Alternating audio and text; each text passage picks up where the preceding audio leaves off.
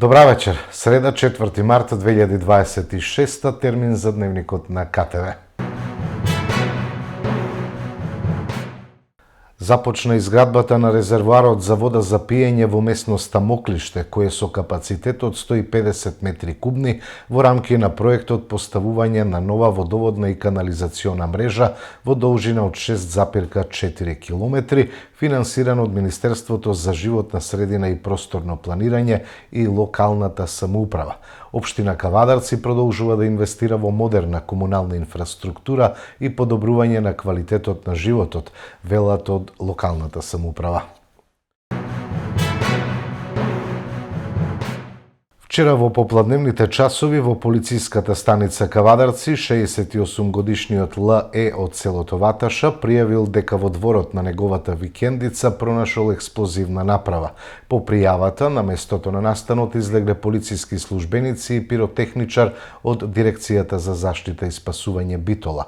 При увидот било утврдено дека се работи за рачна бомба која најверојатно потекнува од Првата светска војна. Експлозивната направа била безбедно подигната и ќе биде соодветно уништена.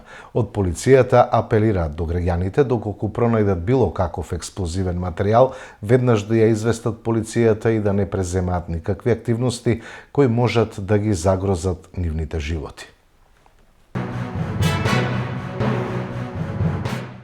Во општинската сала во Кавадарци се одржа информативна сесија посветена на згрижувањето на деца без родителска грижа со цел подигнување на свеста за значењето на оваа социјална услуга и поттикнување на граѓаните да се информираат за можноста да станат згрижувачи.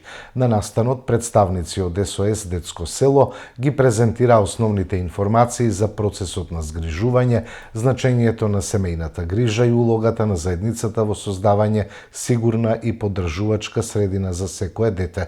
Општина Кавадарци останува посветена на поддршката на иницијативи кои придонесуваат за подобра грижа и заштита на децата и за јакнење на социјалните услуги во локалната заедница, велат од општината. За повеќе информации за згрижувањето, заинтересираните граѓани може да се обратат на телефонскиот број 075 277 447.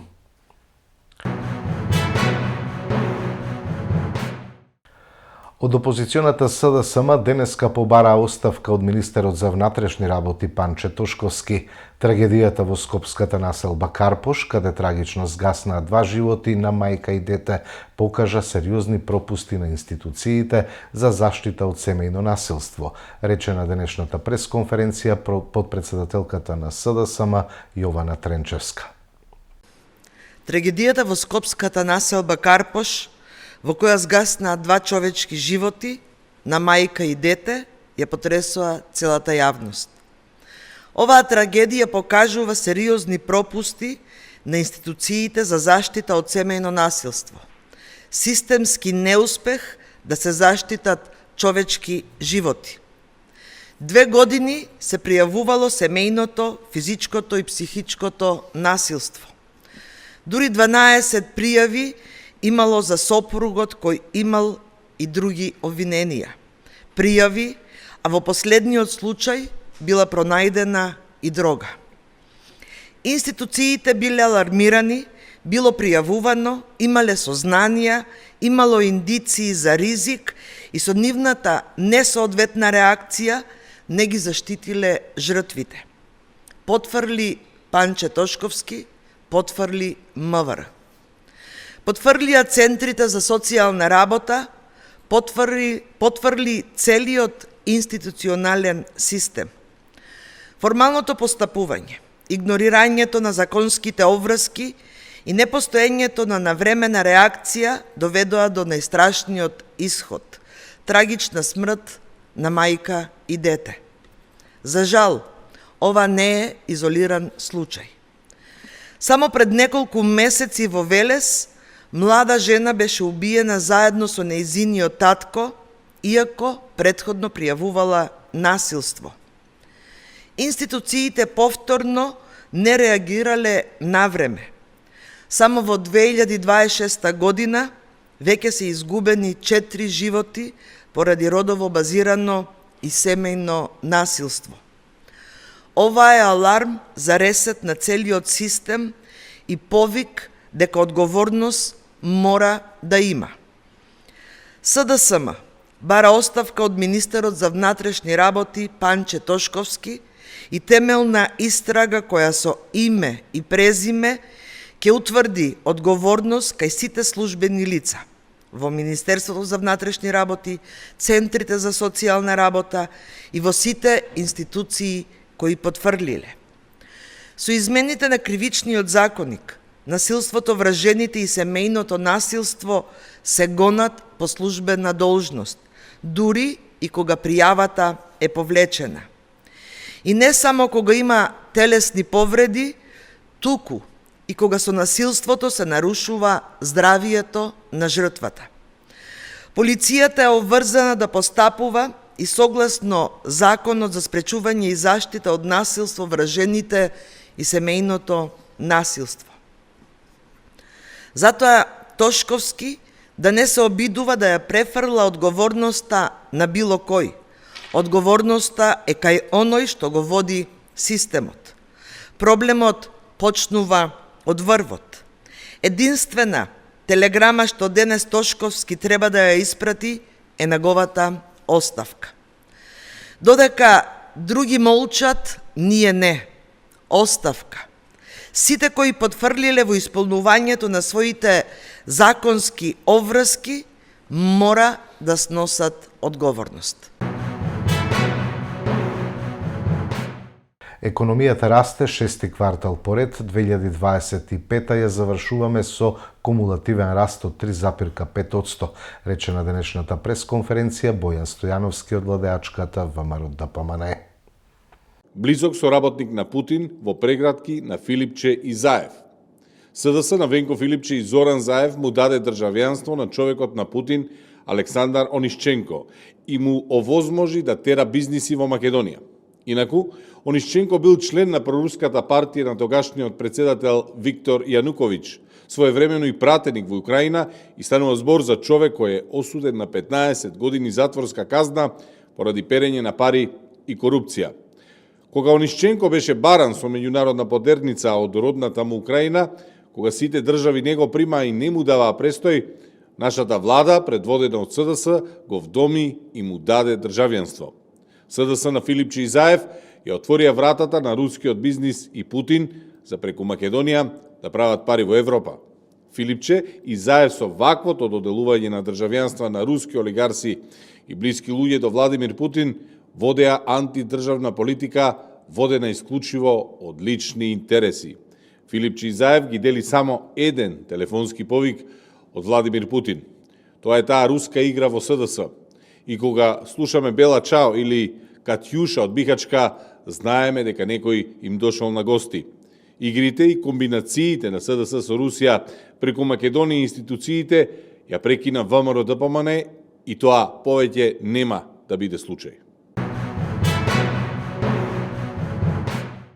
Женско писмо по повод 8 март во галеријата при Домот на културата. Станува збор за изложба на ликовни дела, која традиционално се одржува по трети пат.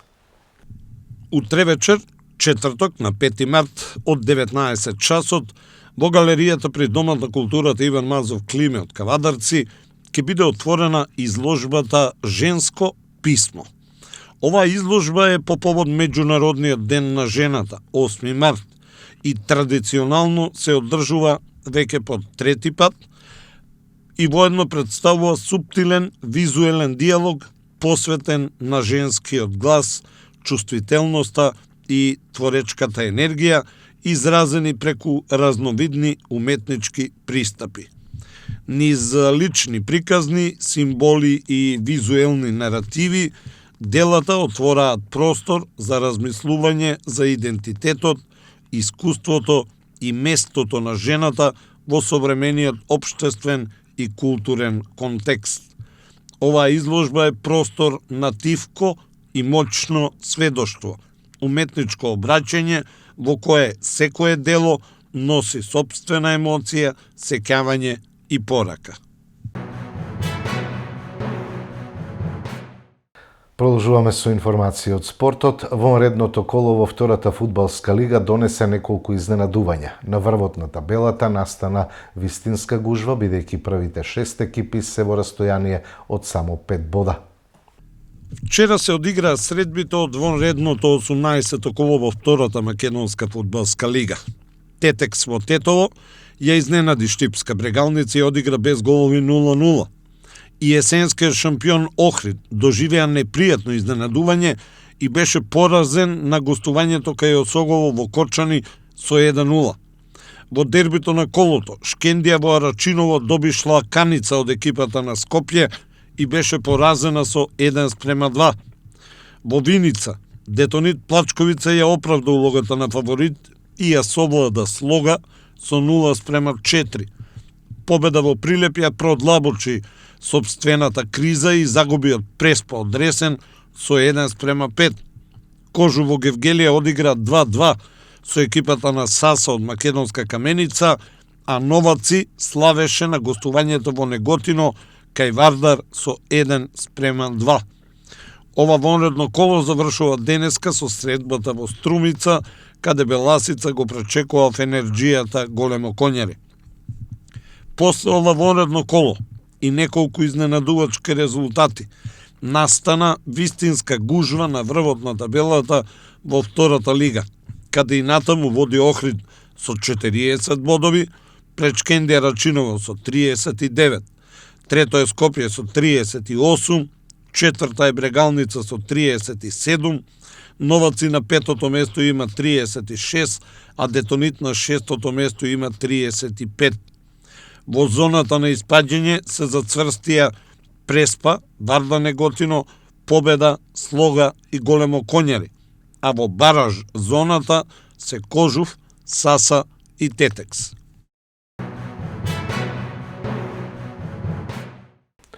Про баскет повторно загуби тесно на гостувањето кај Вардар со 76-73. Се разгорува битката за позициите број 3 и 4 кои водат во разигрувањето за титулата. Во првата женска кошаркарска лига се одигра првото коло од Оролоджото. Екипата на Про Баскет повторно доживеа тесен пораз овој пат на гостувањето кај фаворизираниот Вардар со 76-73. Порамноправниот прв период, кавадарчанка одиграа моште лошо во вториот дел, па на полувреме Вардар водеше со 52-37. Меѓутоа, Про Баскет целосно се врати во третиот период и во последните 10 минути се влезе со резултат 60-59 за Вардар. Сепак, домашниот терен и благонаклонетоста на судиите придонесоа Вардар на крај да се радува на победата. Иако Про Баскет доминираше подобрачите, сепак клучните кошаркарки потрошија недозволиво многу топки, што се одрази на резултатот. Милица Јовановиќ беше најефикасна со 34 поени, а Кейла Томас постигна 26, но имаше и извонредни 25 скока. Во останатите средби од ова коло, Крива Паланка го доби Патриот со 100:84, Бадел го совлада МЗТ со 80-54, а Баскет Кам рутински го победи Спорт Тим од Неготино со 69-55.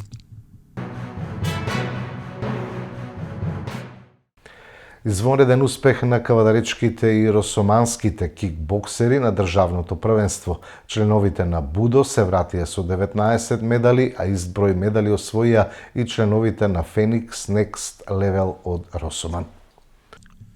Изминатиот викенд на 1 март во спортско-рекреативниот центар Јане Сандански во Скопје се одржа државното првенство во кикбокс.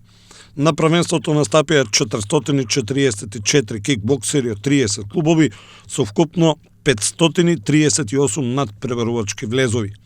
Борците на Центарот за боречки вештини Буда од Кавадарци има и повеќе од успешен настап и успеа да извојуваат вкупно 26 победи, кои придонесоа за резултат од 19 медали, од кои 6 златни, 5 сребрени и 8 бронзени. На татамите во дисциплината кик-лајт се постигнаа следниви резултати. Милош Калешков кај помлади кадети до 32 кг го освои второто место. Драган Младенов кај постари кадети до 42 кг беше трет.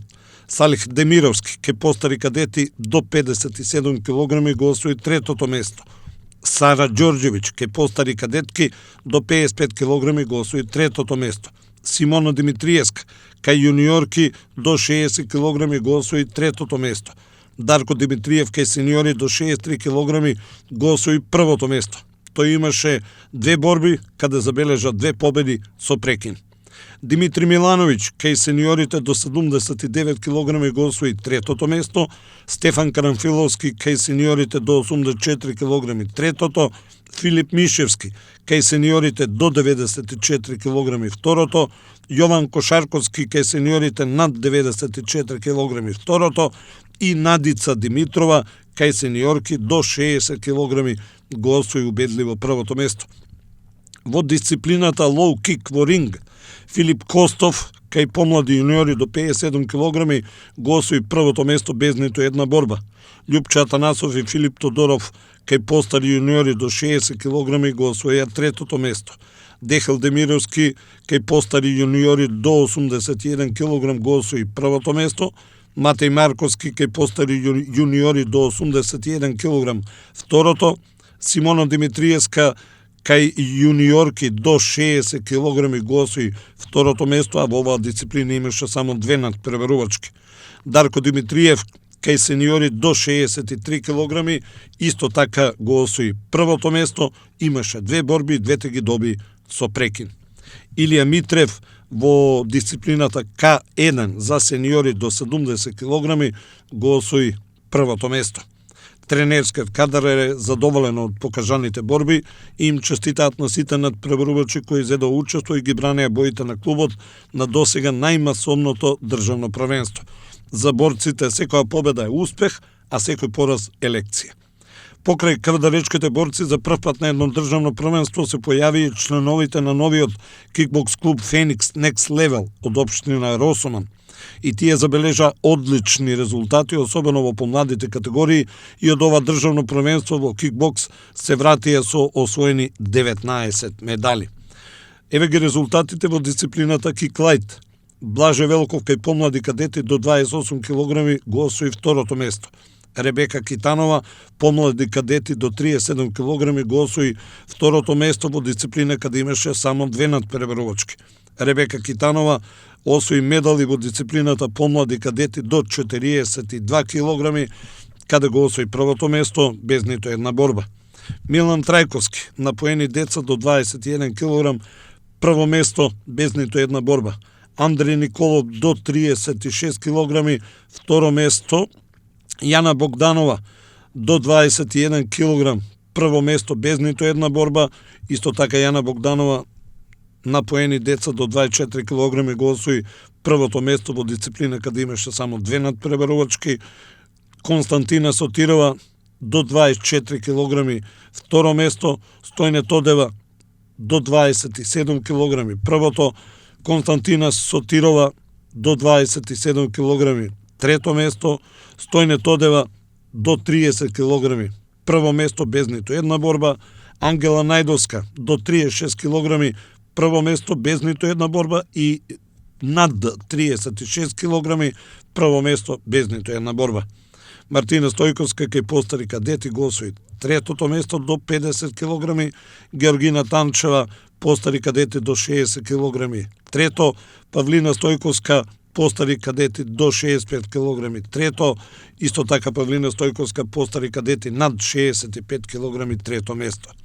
Во дисциплината лоу кик, Александар Мојсов кај помлади јуниори до 54 кг го освои второто место, додека Христос Виланос кај сениори до 51 кг го освои првото место без ниту една борба.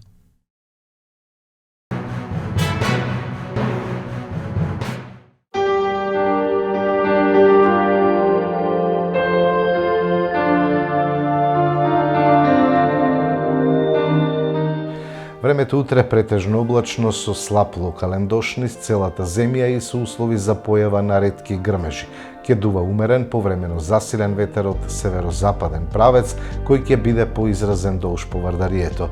Температурата во интервал од 1 до 14 степени. За време на викендот и до средината на следната седмица, под влијание на поле на висок воздушен притисок, времето ќе биде стабилно и суво.